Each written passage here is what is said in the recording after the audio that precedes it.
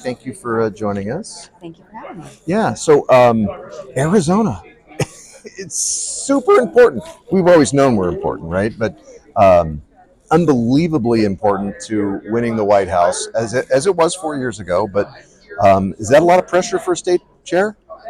No, we're ready for this. We Okay. are in a very strong position. We are, outraising the Republican Party in Arizona 3-1. We have folks on the ground, over 80 organizers on the ground across the state. We've opened up 15 offices. I mean, we are in a very strong position, and we're seeing a lot of excitement on the ground. Even though there are fewer registered Democrats, the party does seem to be having momentum right now. The Democrats in Arizona. Uh, I mean, I'm not this old, but it was the Truman administration before Senator Kelly was elected, and we ended up with no Republicans representing Arizona in the U.S. Senate. Did you think this day would ever come?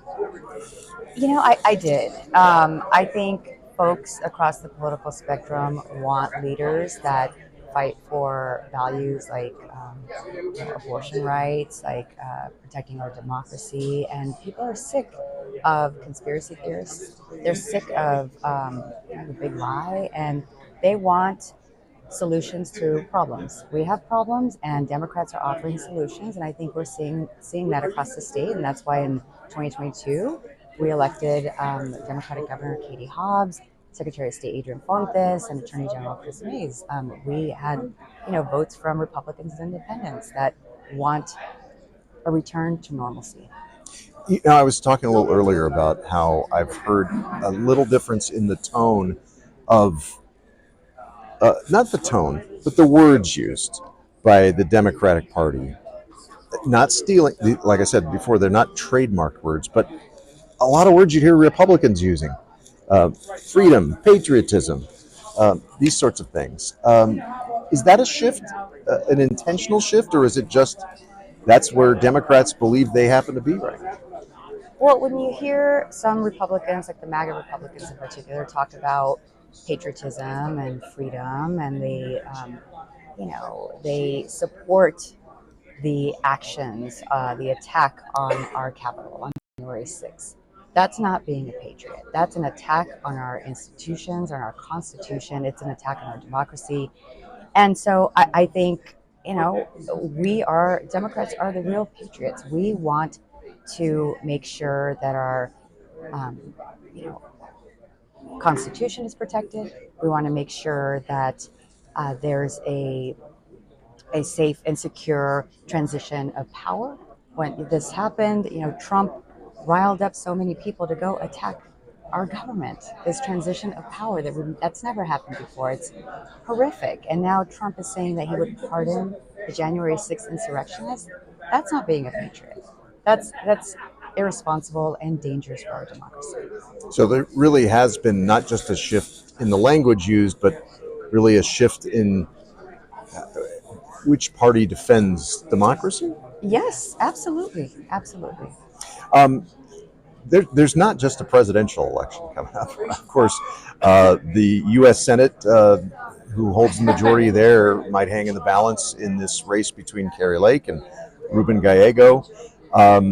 That's another big thing to be put on the shoulders of the state Democratic Party chair for Arizona. Mm-hmm. You feel that pressure too? I've known Ruben for a really long time. He is a veteran. His single mom raised him and his sisters. He understands what it means to struggle. He went to Harvard and then he joined the Marines.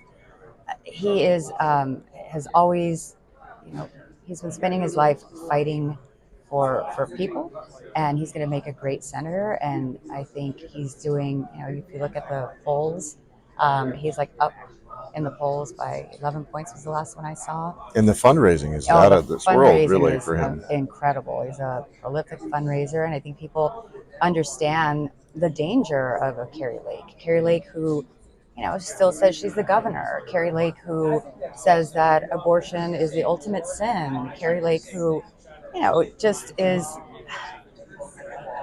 dangerous for our state and our country. And I think folks are, you're seeing it with, there's Republicans for Ruben Gallego now that came out, and I think people want, again, a return to normalcy. They want people who focus on solutions and enough with the lies. There's also, I don't know, shifting appears to be the theme of this interview. I'm sorry. Oh, no, it's okay. There's been a shift, definitely, in Ruben Gallego's approach. He quietly left the Progressive Caucus. He has done a border ad. He's appeared with the border sheriff, who happens to be a Democrat, David Hathaway.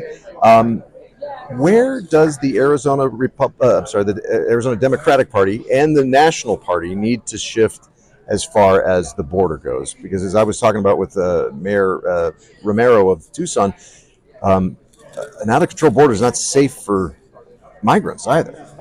Yeah, and nobody wants everybody wants a safe and secure border. I'm from a tiny town called Roll, Arizona, which is in Yuma County, and folks that live on the border, they also want a safe and secure border. Sure.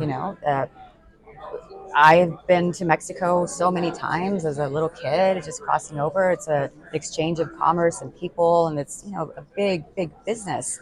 But there needs to be order, and I think we need the funding. And when there was that bipartisan proposal that was put forth, it was tanked by the Republicans because Donald Trump said that was not going to help him with his campaign to win in November. So they don't want solutions. They are just playing politics with the border.